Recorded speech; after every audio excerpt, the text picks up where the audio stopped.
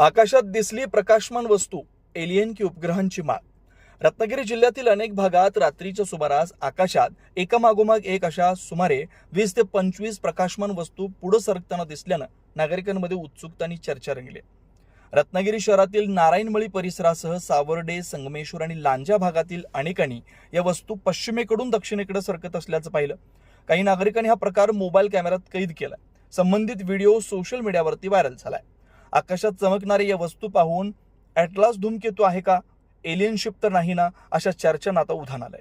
मात्र खगोल अभ्यासक बाबासाहेब सुतार यांनी यामागील वैज्ञानिक कारण स्पष्ट केलंय।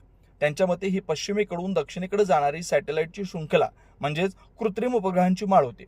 एलॉन मस्क यांच्या स्पेसएक्स कंपनीनं जगभर ब्रॉडबँड सेवा पुरवण्यासाठी स्टारलिंक उपग्रहांची मालिका अवकाशात सोडली।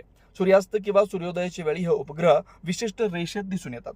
काल आकाश स्वच्छ असल्यानं हा दृश्य अनुभव रत्नागिरीकरांना स्पष्टपणे पाहता आला।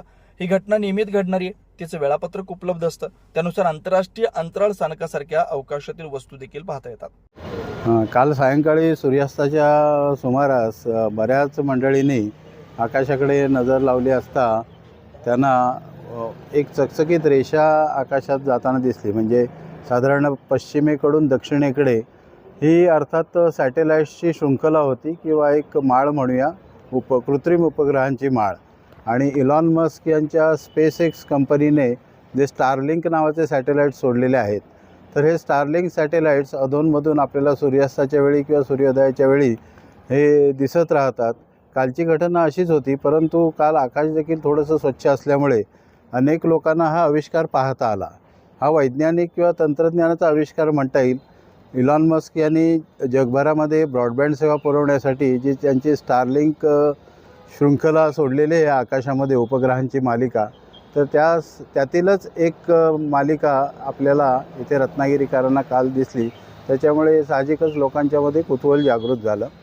ही नेहमीच घडणारी घटना आहे, तिचं वेळापत्रक देखील आपल्याला उपलब्ध असतं। त्यानुसार आपल्याला हे स्टारलिंक किंवा international space station, Hubble space station हे पाहता येतात। परंतु त्यानिमित्ताने लोकांच्यामध्ये थोडीशी वैज्ञानिक जागृती आणि कुतूहल निर्माण होतं, एवढंच।